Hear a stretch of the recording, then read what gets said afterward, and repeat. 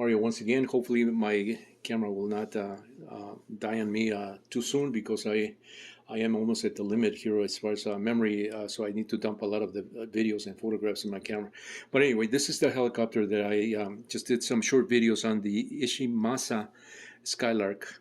The company is Ishimasha from Japan. They developed this helicopter back in the, I think, in the 80s. And this one I acquired, as you see it here, with along with those parts, and I'll show you what's in there in just a little while here. I obtained this as a trade from a gentleman. I think he was in California, that got a hold of me when I was developing the prototypes for the MIA Robin 280, an early version of the MIA Robin 280 micro helicopter.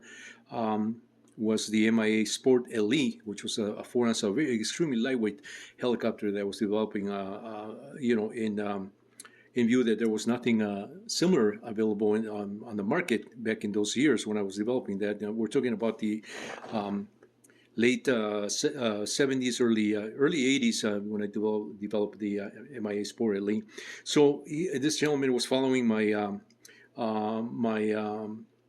my topics that I was posting on AOL back in those years, and then he got a hold of me. He said, I have this helicopter, would you like to trade? And he sent me this whole thing for the little helicopter that I developed. So I thought it was a more than generous trade on his part, and I wasn't going to pass that offer. So when I saw the helicopter, when it came to my hands, I was wow. I didn't know it was going to be this big and this particular shape and look. And so I got a nice little surprise. And so I'm going to do this video in segments, because my camera is going to time out, and if it times out, it won't save the video. But anyway, these are all the stuff that he sent me. I have the radio there.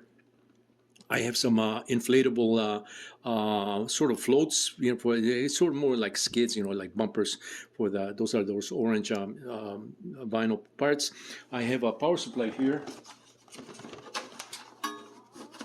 We can see this is the I don't know, maybe a charger. Look how big these things are. I mean, they're and look at that. It's intact. It's beautiful. It's a beautiful part. It's intact. It's vintage stuff. Some wires. This is the umbilical cord. Some kind of a speed control. Maybe that he was trying to do it electric with some modern speed control. Some additional parts that I have here. I'll go through this in a little more in detail. Look at the radio, that big radio. What is it? KO Digi Ace or something like proportional radio control. Some old school resistor type speed controls, and some additional parts. I'm going to have to go through this with a little more time. There's a canopy right there. The way he had it, the way he sent it to me, it was like this. So I had this helicopter. I never really did anything with this helicopter except to just ponder on the way this was made, with all this aluminum, and I mean the helicopter's intact, and so I'm going to. I guess my target is to clean this up and maybe get it flying again, because. With modern technology, this should fly really, really well. And now that I'm doing my own electronic gyros, using the MPO 6050 3-axis stabilizer controller boards, along with the AT Tiny 85, I just tested that on one of my helicopters, the Bumblebee Submicro. I should be able to employ those here and just fine. So. I mean, I'm a little excited, and reason why I'm also doing this video here, just to showcase how cool this stuff was back in the day.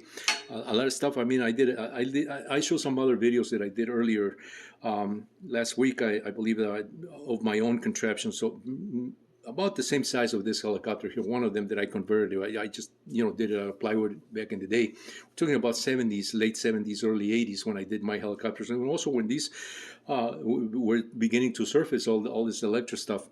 So it's very interesting stuff. If you like the stuff, stay tuned for my future videos on this particular project here.